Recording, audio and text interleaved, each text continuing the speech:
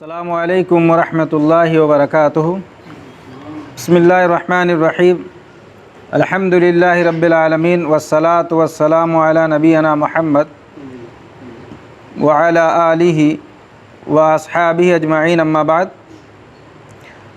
عن ام العلاء رضی اللہ عنہا قالت عادنی رسول اللہ صلی اللہ علیہ وسلم وانا مریضۃ فقال ابشری یا ام العلاء فإن مرض المسلم يذهب الله به خطاياه كما تذهب النار خبث الذهب والفضة، رواہ ابو داود والطبرانی۔ اللہ رب العالمین کی تعریف اور اس کے پیارے نبی جناب محمد رسول اللہ صلی اللہ علیہ وسلم پر درود و سلام کے بعد، ابھی جو حدیث میں نے پڑھی ہے یہ سنن نبی داؤد اور طبرانی کی صحیح روایت ہے، اور علامہ محمد ناصر الدین البانی رحمہ اللہ نے اس حدیث کو سلسلۃ الاحادیث الصحیحہ میں نقل کیا ہے۔ حدیث نمبر ہے 714۔ ام العلاء رضی اللہ تعالیٰ عنہ بیان کرتی ہیں کہ میں بیمار تھی اور نبی کریم صلی اللہ علیہ وسلم میری بیمار پرسی کرنے کے لیے، میری عیادت، میری تیمارداری کرنے کے لیے تشریف لائے۔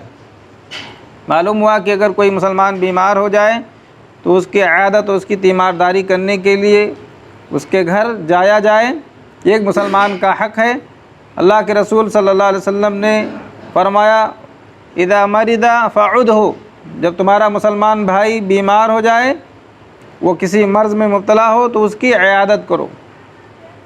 تو اللہ کے رسول صلی اللہ علیہ وسلم ان کی عیادت کرنے کے لیے گئے اور فرمایا کہ اے ام العلاء خوش ہو جاؤ۔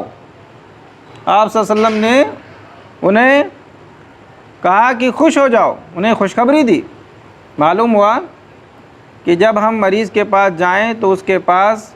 تسلی اور خوشی کی باتیں کرنی چاہیے، اور مریض کے سامنے کوئی بھی ایسی ٹینشن والی بات نہ کریں جس سے اس کے مرض میں اضافہ ہونے کا خطرہ ہو، یا اس کو گھبراہٹ ہو، یا وہ ڈر جائے اور ٹینشن کا شکار ہو جائے، بلکہ مریض کے سامنے تسلی کے کلمات کہنے چاہیے۔ ہوگا تو وہی جو اللہ رب العالمین چاہے گا، لیکن اس کے ذریعے سے مریض کو خوشی محسوس ہوگی اور وہ ہلکا پن محسوس کرے گا، اور اسے ایک جینے کی امنگ اور ایک امید ملے گی۔ اس لیے مریض کے سامنے جایا جائے تو اچھی باتیں زبان سے ادا کرنی چاہیے، کوئی بھی ایسی بات نہ کریں جس سے مریض یا اس کے گھر والوں کو گھبراہٹ ہو۔ تو کہا کہ اے ام العلاء خوش ہو جاؤ۔ پھر فرمایا کہ اللہ تبارک و تعالیٰ مسلمان کی مرض کی وجہ سے، اس کی بیماری کی وجہ سے اس کے گناہ کو اس طرح صاف کر دیتا ہے، اس کے گناہ کو اللہ رب العالمین اس طرح ہٹا دیتا ہے، مٹا دیتا ہے، جیسے آگ سونے اور چاندی کی کھوٹ کو ختم کر دیتی ہے۔ جس طریقے سے سونے اور چاندی کے کھوٹ کو یہ آگ ختم کر دیتی ہے، اسی طریقے سے یہ مرض، یہ بیماری جو ہے انسان کے گناہوں کو ختم کر دیتا ہے۔ یہ دنیا یہ ابتلا اور آزمائش کا ٹھکانہ ہے، آزمائشوں کا گھر ہے۔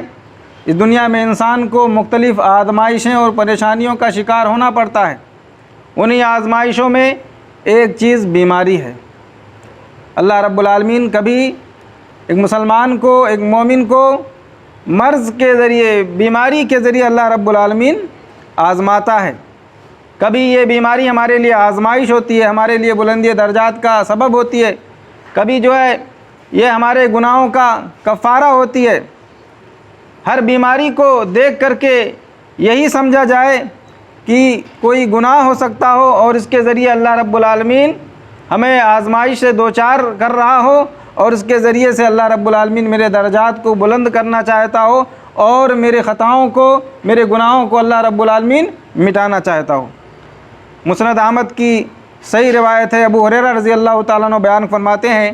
کہ اللہ کے رسول صلی اللہ علیہ وسلم کو میں نے بیان کرتے ہوئے سنا کہ ان اللہ لا یبتلی عبدہ بالسقم حتی یکفر ذلک عنہ کل ذنب، کہ اللہ تبارک و تعالی اپنے بندوں کو بیماریوں کے ذریعے، مرض کے ذریعے اللہ رب العالمین آزماتا ہے، حتیٰ کہ ان آزمائشوں کو اس کے تمام گناہوں کا کفارہ بنا دیتا ہے۔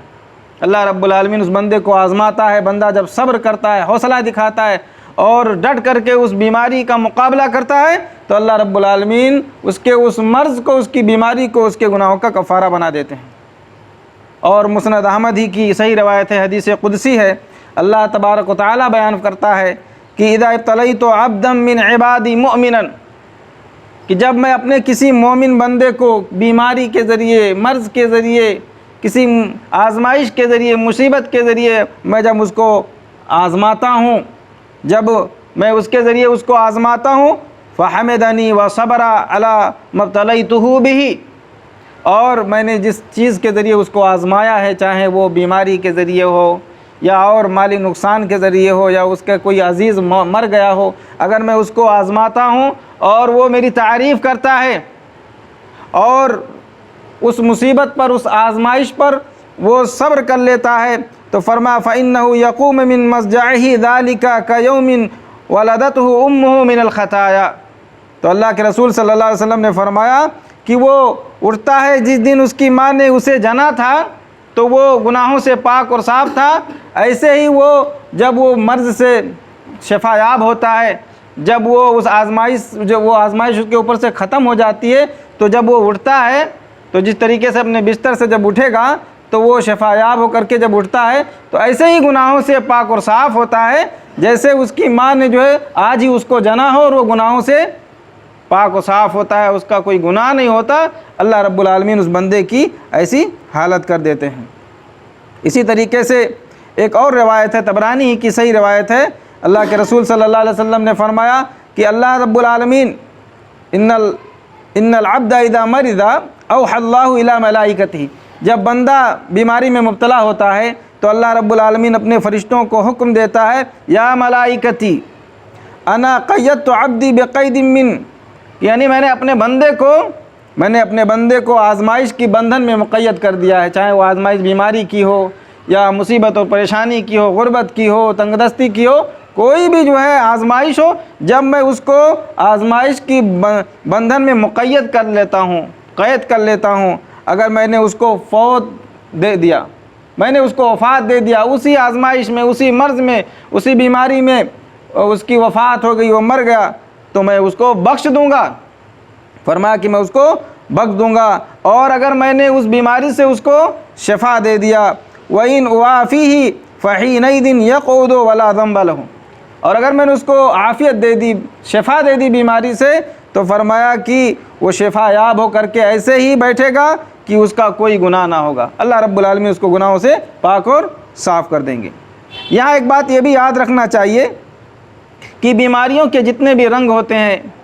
مرض کے جتنے بھی رنگ ہوتے ہیں، یعنی کسی کو بڑی بیماری لاحق ہو جاتی ہے، کسی کو چھوٹی بیماری ہوتی ہے، کسی کو لمبے مدت تک کوئی بیمار رہتا ہے، کوئی مختصر مدت تک بیمار رہتا ہے، ایسے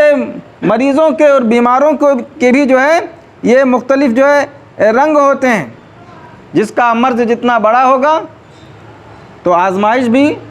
اور پریشانی اور سختی بھی اتنی ہی زیادہ ہوگی، تکلیف بھی اس کو اتنی زیادہ اٹھانی پڑے گی، اور جتنی زیادہ انسان کو تکلیف اٹھانی پڑے گی اسی حساب سے اللہ تبارک و تعالیٰ اسے اجر و ثواب عطا فرمائیں گے. اس لیے اسلام کی یہ تعلیمات ہیں، اسلام نے ہمیں یہ تعلیم دی ہے کہ بیماریوں پر صبر کیا جائے، جو بھی بیماریاں ہیں اس کے اوپر صبر کریں، اور اللہ تبارک و تعالیٰ کی ذات کے اوپر اچھا گمان رکھیں، اللہ سے حسن ظن رکھیں، کیونکہ یہ حسن ظن یہ ایسی چیز ہے جس کی وجہ سے ہر مشکل آسان ہو جاتی ہے اور ہر تکلیف سے اللہ رب العالمین راحت نصیب فرماتا ہے، انسان کو راحت اور خوشیاں نصیب ہوتی ہیں. مسند